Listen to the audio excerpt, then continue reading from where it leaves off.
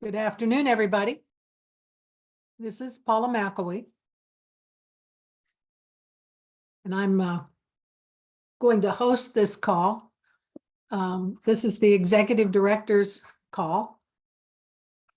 And I see mostly familiar names around the room today.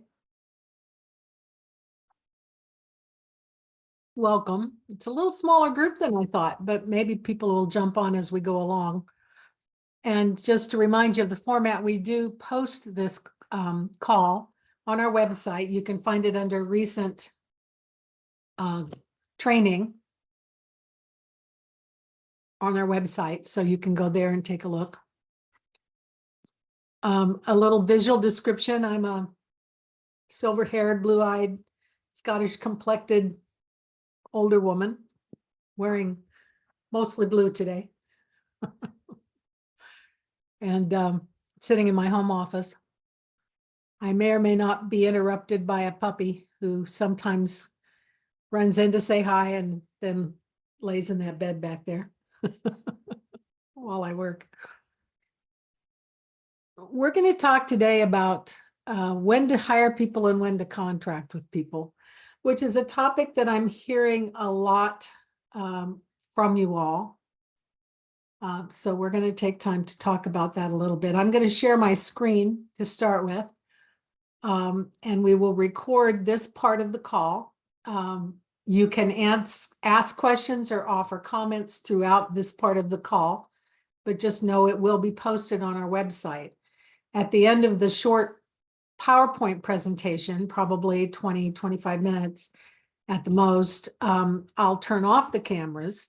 And then if you have any questions or comments that you wanted to make that you didn't really want to have on the national website, you can add those in at that time. So let's do it that way.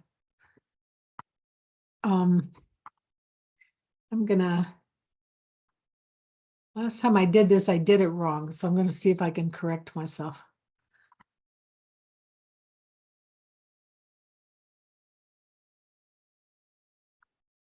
Share screen, share screen. There it is. Let's try that. All right, and I also have the chat up so that you all can share your comments or questions as we go along. And then once we've come to the place where we turn off the cameras, then we'll all see each other even a little more clearly. So, all right. So we're going to talk today about whether to contract for staff or to hire them outright. This is an ongoing conversation as you do your fiscal management. And you have to decide what makes the most sense for your center, because every center is going to be different in regard to this. What we find is that either one's allowable. Your federal grant will pay for either the salary or the contract costs. I didn't put this in the presentation, but the difference between an employee and a contractor is their independence. So a contractor sets their own hours, uses their own equipment, and is able to schedule with you to come in to your meeting or to meet with you, however that works out. We'll talk a little about what's remote and what's on site in a minute. But either one is allowable as long as it's considered reasonable, as long as the cost is, those same things that we say every time we talk about costs: reasonable, necessary to accomplish the purpose of the grant, and properly allocated. In other words, if you have more than one funding source, they share the costs of this staff. And the ones we're going to talk about are mostly administrative in nature. So they would be part of your indirect costs, right? So they'd be shared across that. They can't be disallowed costs. And the ones we're going to talk about are not disallowed costs. And either the salary, either paying somebody on your payroll, or contracts, paying somebody under a contract, Either one can meet these requirements. Now, there are other areas besides the three I'm going to talk about today, but these are the main ones. You can certainly bring up other ones that you may have used and share that with your peers. I think they'll find that interesting and useful. But we're going to talk about the main three. And financial management is probably the most common one. So you have an accountant and you pay a CPA for some of the functions related to financial management. You can hire somebody on staff to do that, but usually your activity around financial management is not that intensive. And so to have a full-time bookkeeper or a full-time accountant on your staff would be unusual unless you're a very large center. So just keep that in mind, that it would be unusual for that to happen. Some centers also contract their personnel or payroll functions. Even their HR files can be contracted out to a qualified HR or payroll service. And so this is one that I see quite commonly, at least for payroll and sometimes for these other functions. We'll get in more detail in a second. And more CILs contract with some kind of an information technology entity. Now, there are lots of information technology functions, not just one, and we'll talk a little about what some of those are. Sometimes you may contract with one to do one thing and another to do something else. But often a CIL, especially if you're a small one, you can't afford to have all these administrative people full-time on your payroll. That puts your administrative costs or your indirect costs very high as a result of this, right? And so you are in a situation where it's not really reasonable. Remember that reasonable, necessary, and allocable. It's not really reasonable to have full-time people do all of these functions. Once in a while, you find a remarkable person who can do 2 or 3 of them, and that's wonderful if you do, but that's not typical.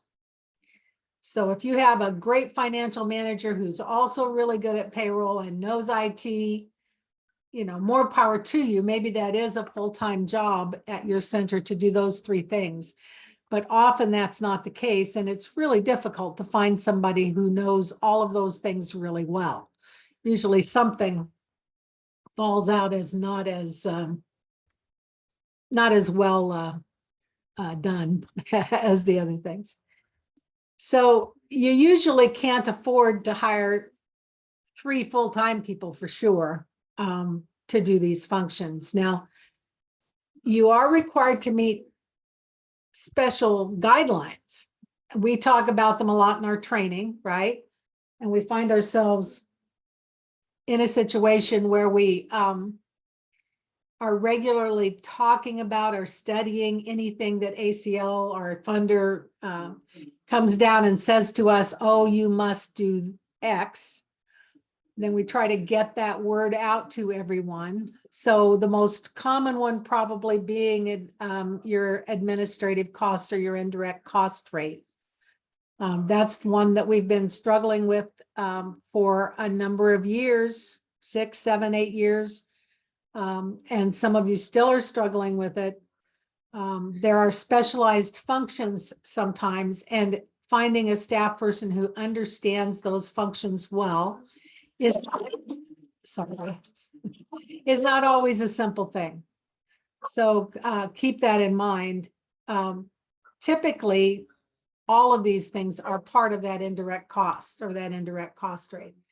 So again, if you have 3 full-time staff members, that's going to cost you probably more than 3 contracts or more, 3 or 4 contracts. And as a result, your indirect costs are going to go up if you hire these staff as employees.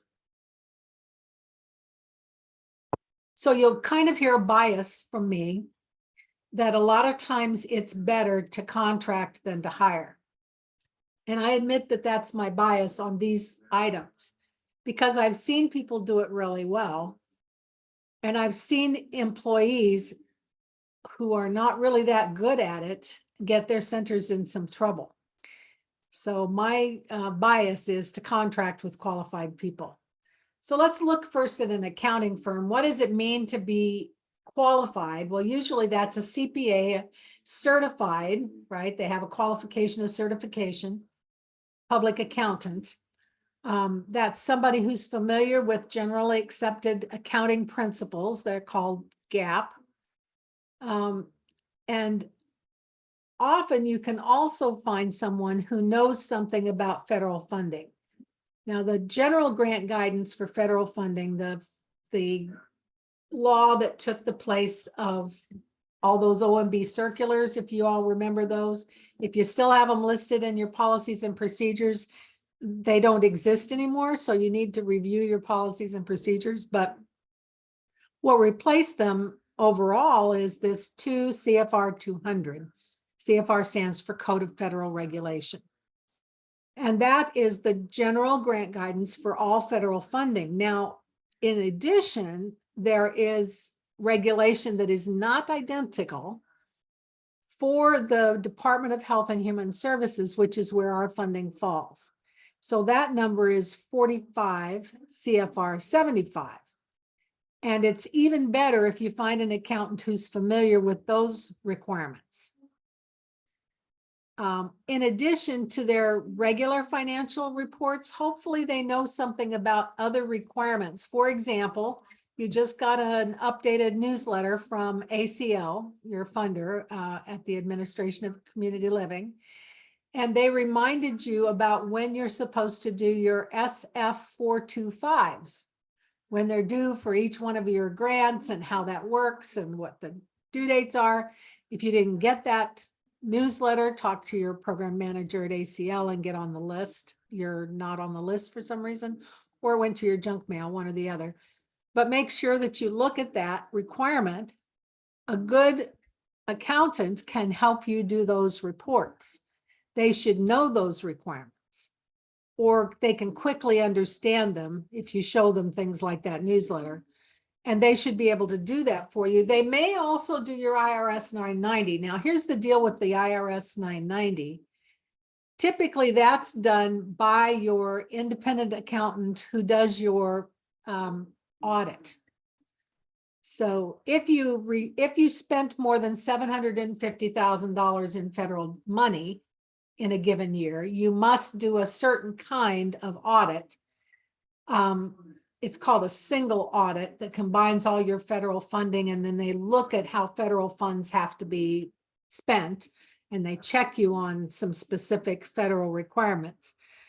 But even if you didn't have that much money that you spent from the federal government, you should still have a financial statement audit is what it's called. It's a simpler audit, but it still looks at your books. Either way, the auditor typically does this IRS 990 at the end of the audit, because some of the numbers in the form come from the audit, come from your year-end numbers. And so that's typically done. But if you're not doing an independent audit, then typically you would use your CPA. So in answer to your question, Jenny, you would have your auditor do the 990. But if you don't have an auditor, your CPA could do the 990. So typically the auditor does it. You want to verify that with them. I've seen centers where the auditor did not do it. And so you do want to make sure that it's done. This form is what sustains your 501c3 status, your nonprofit status. And Title VII of the Rehabilitation Act requires you to have a private nonprofit status with the IRS. So if the 990 is not completed, they can suspend your status, which could mean that all of your money is suspended as well, because it's a requirement for funding. But I hope that answered your question. Typically, you would have your auditor do the 990 preparation. You're not required to have an audit unless you spent that higher amount of money. So if your center does not have an audit, that report could be done by your CPA instead. Okay. Now, this does not need to be a local CPA firm. Let me get my words out right. Doesn't have to be a local CPA firm. So these days, many centers use a remote firm. And that remote firm can be anywhere. I talked to a center recently who was in the West and used a firm in the middle of the country. Seemed to be a very qualified firm, seemed to really understand what they needed to understand. And so that was very helpful to see.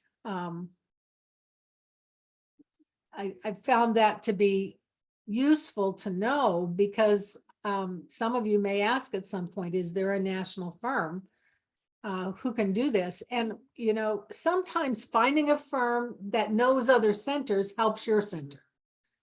I've seen it done in a state where 3 or 4 or 5 different centers have come together and decided that they will all use the same CPA firm. The advantage of that is that as each of you has clarification on what you're required to do, that can be applied to all of them. So if that CPA is not familiar, for example, with, I always use this example, so you all might be tired of it, but using the term resource development instead of fundraising. And one center brings that to the CPA firm's attention, then that knowledge can be applied to all. Oh, centers are required to do resource development. That's an allowable cost. So I'm not going to call it fundraising. I'm not going to do fundraising. I'm going to do resource development because it's allowed. That CPA firm learns from each of you and can apply the requirements that are specific for Title VII funds to all of you. And so that's advantageous sometimes in one state or one geographic area where you can share a firm. As I said, there are also at least 2 I know of national firms. And because most of your banking and your record keeping is electronic these days, this is very possible and very effective.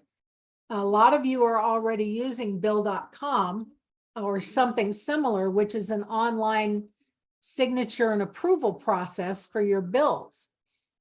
So your executive director approves it and sends it off to whoever else needs to approve it, somebody on your board, maybe your treasurer or someone else, and you can get your approvals, and all of the record for that check is in that record.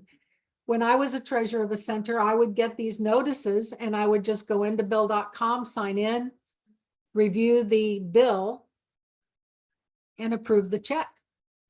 And it was a very simple process. I could see all the transactions. If it was a credit card bill, I could see the detail.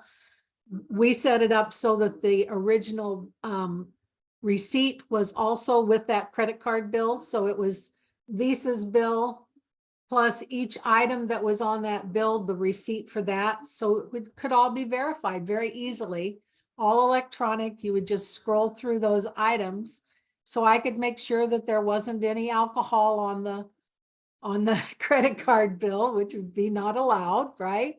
And I could approve, or I could ask questions, send it back for replies, all that kind of thing. So it's just really easy these days to do electronic things. In the chat, Vicki has said before she came to ADA, she also hired an accounting staff to work she worked at the P&A, Protection and Advocacy Agency. But they contract with an accounting firm, and she was happy that she did, because when that person went out on maternity leave 3.5 months earlier than expected, so for longer too, probably than expected, the firm had someone who picked up the work seamlessly. We've been able to keep our indirect cost rate under 15% because we acquired other funding sources beyond just Part B and Part C. And our auditing firm does both the audit and the 990, but they're different people. So same firm, somebody does the day-to-day accounting and someone else does the audit. Thank you, Vicki, for sharing that. That's very good to see. So keeping your administrative costs low and keeping your quality of work high is the goal of this kind of contracting.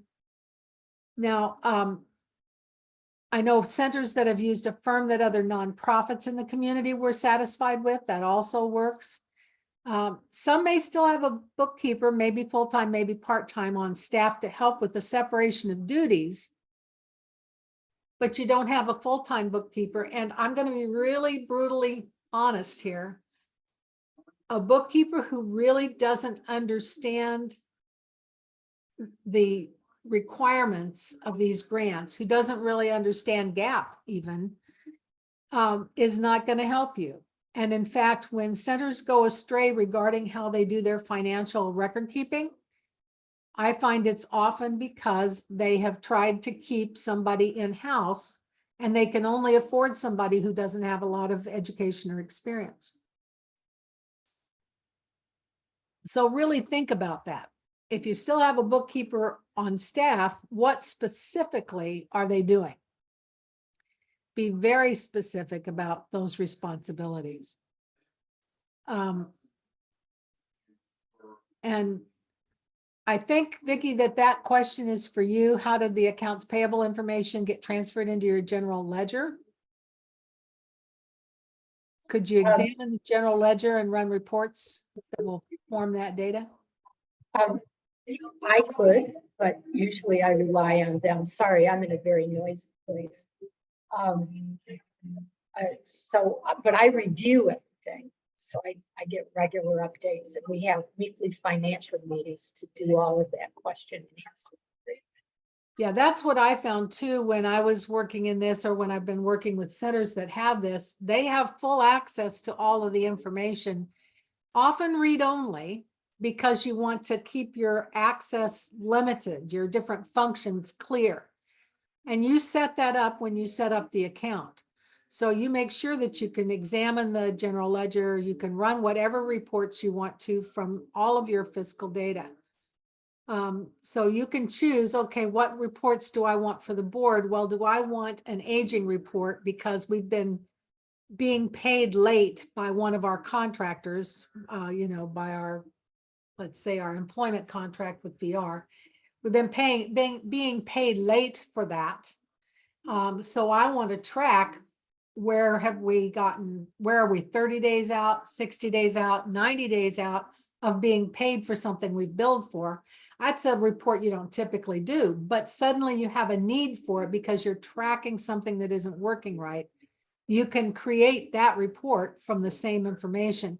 So you can do your usual, actual versus budget, and your, your other reports that you would take to the board, but you can pick another report that's more important, and you can run graphs, you can run other information.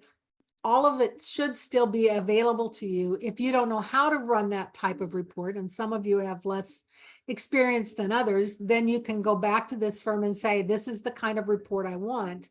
Can you memorize that report so that I can view it on a regular basis, and I can give it to the board on a monthly basis with their, meetings. So any of these are options for you, but it really can be very effective to use a contracting firm for your financial kinds of things. Now, that's also true with payroll. I got to tell you, one of the most common thefts that happens, it's a short-term theft because they get caught fairly quickly, is to not pay the taxes on your payroll. Somebody decides, well, I need that money more than they do, I'll pay it back shortly. Then you get yourself into this mess of fines and having to go find that payroll. But that's one of the most common thefts that happens, and you don't want to be there. So there are a number of payroll companies that can help you with payroll. They will actually help you work out your time and effort reporting, which you have to do in order to properly allocate the time of your staff. You probably are doing some kind of a timesheet that spreads their time across different funding sources. They can help you put that together. They can guarantee that the taxes and insurance are paid. You can see that report on a regular basis and not let it slip away from you because they send it to you with the payroll every time. And so your monthly or your quarterly reporting is all done and guaranteed and in the packet that you take a look at when you approve the payroll. There are a number of companies that do that. Many of them are national. Some of you have local ones in your community, which is also an option. But it's nice to have somebody who's watching that stuff. So kind of keep that in mind. Some of them have a human resources component. So they have, you can sign up for a service and they can actually provide you with sample HR policies and procedures and legal advice, sometimes even related to your state. Now, some of you sometimes will ask me HR advice, and I'll tell you those laws vary from state to state, and I don't know every state's requirements. And so you're going to need somebody who does when you find yourself in those situations where you're just wondering what to do or what you must do. And sometimes these human resources companies are available to do that. That can be part of payroll or separate. Both exist out there. And you need to make sure that you are looking at that and that they understand the time and effort reporting required by your cost allocation process. Vicki, were you going to say something else? Yes, we use something called Atlas HR, which is does our timekeeping and also files all of our quarterly reports related to employment. And again, it's cost effective, and you can split it across your programs, and also use your indirect rate. If anyone ever wants to have, and both of these firms are also outside of North Carolina.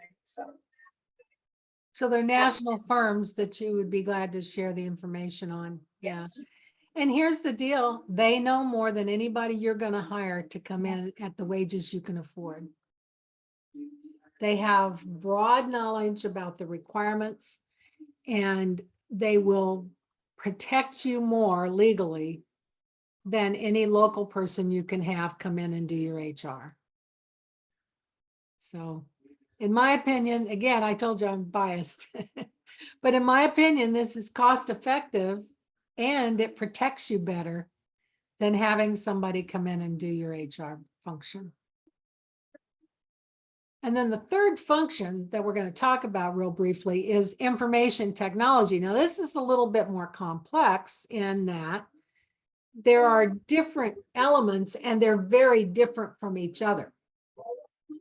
So the operation and backup of computers and other devices is one element.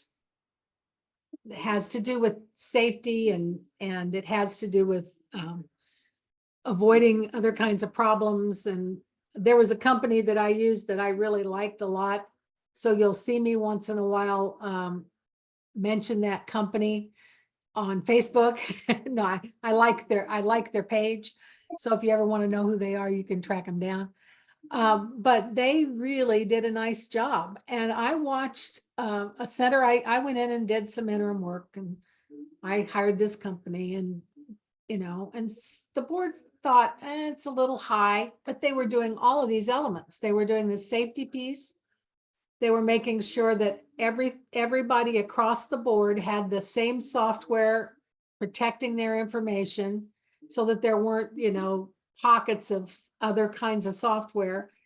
They maintained our website, made sure that all the back end stuff was clean. We did the content, but they did all of the work that had to do with keeping it safe again.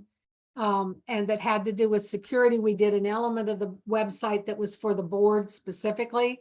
And there was a door that the board could go in and they could access all the board policies and minutes and all that kind of stuff. It was a separate element that was operated on the web. they managed all of that. And some of the social media. Now, a lot of times social media is more content than it is technical support. But all of these things are things you've got to pay attention to these days. You cannot afford to be under ransomware. It'll just shut you down, right? So if it comes to how you do all of this, you may actually find one company to do it. You might not. But you can take a look at whether you want to do more than one element. Somebody different for your website than for all of your other safety and maintenance. But if you hire somebody, they may not know all of these elements, and contracting lets you find an expert for each element of your IT, which is what you sometimes want to do. Jenny said we recently switched to a third-party payroll company, and I asked them to send me a draft personnel policy manual from their HR side, and I found the policies to be alarmingly ableist and inappropriate. That is a risk you take with any of these elements. Do they know accessibility, and do they know disability practice and policy, and I don't know what disability rights thinking. I found their policies to be alarmingly ableist and inappropriate. I went with a different company altogether and hired a human to provide our HR consulting. So yeah, you do have to look for the right person or the right company for any of these things. But that's true when you hire an employee too. You have to teach them the things that they need to know. I'm going to put this evaluation link also in the chat in a minute. But that's the end of that presentation part. So I'm going to stop the sharing and